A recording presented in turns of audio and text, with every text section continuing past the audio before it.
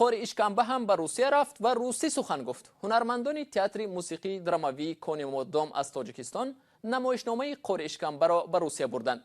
این نمایشنامه در شهر نیژنیوارتوفسک با زبان روسی به صحنه گذاشته شد و در جشنواره دیدار شمالی صاحب جایزه نیز شد. ضمناً 7 نوامبر در تاجیکستان روز تئاتر تجلیل می شود و از تأسیس یابی نخستین تئاتر تاجیک 90 سال سپری شد. در روز جشن تئاتر همکارم مومن احمدی از موفقیت هنرمندان تئاتر کونیبادام با نمایشنامه قاری اشکانبه میگوید.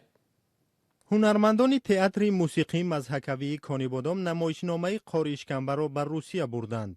این نمایشنامه تئاتر کونیبادام ولایت سوخت به جشنواره تئاترهای دیدار شمالی به نیژنیوارتوفسک دعوت شد. نمایشنامه قاری اشکانبه سزاوار جایزه اجرای بهترین عنعنه‌های تئاتر ملی را صاحب شد. با زبان روسی خوب در نیژنیوارتوفسک اشتراک کردیم با زبان روسی و مردم ما رو خیلی پذیرفتن. بعد از فستیوال یعنی سیلور استریچ که در نیژنیوارتوفسک برگزار گشت با ما چندین پرودوسران چندین رژیسوران یعنی علاقه پیدا کردن. اونها خواستن که ما در دیگر دولت‌ها نیز اشتراک کنیم. مؤلفان قاری اشکانبه میگویند هنرمندان تئاتر کونیبادام آماده‌اند نمایشنامه را با 3 زبان تاجیکی، روسی و انگلیسی به بیننده پیشکش کنند. این نمایشنامه از انگشت شمار اثرهای صحنه تئاتری در تاجیکستان است که با 3 زبان روی صحنه میآید. نمایشنامه از روی اثری مرگ صدخوری صدرالدین عینی آفریده شده است که هنوز سال 1936 نوشته شده است. وقتی که نمایش را میبینید هر یک انسان برای خود تصور میکند این کی است. مأموریت تئاترها در تاجیکستان سالهای اخیر از کمبود تماشابین و پایین رفتن ذوق آن شکایت میکنند.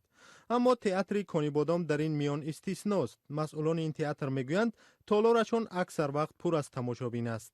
ما حرکت کردیم برای مردم کار کنیم، برای مثلا نمایشنامه‌ای که برای مردم نزدیک است گذاریم. اول ما خواستیم یعنی اودیتوری کودکان رو پیش گیریم، یعنی برای کودکان کار کنیم. یعنی میخواستیم که یعنی نسل آینده به تئاتر مثلا آینده اینا کلام میشن، میخواستیم اینا رو تربیت کنیم و ما آغاز کردیم از نمایشنامه‌های کودکانه که برای کودکان نزدیک است. در مجموع در تاجیکستان 18 تئاتر کسبی و 10 تئاتر خلقی در جماعت و شهرک و ناحیه‌ها فعالیت میکنند. منتقدان میگویند حالا در اکثر تئاترها تماشابین کم است و جای نمایشنامه‌های کسبی را در منبرهای پرتماشابین اکثرا رقص و آوازخوانی گرفته است.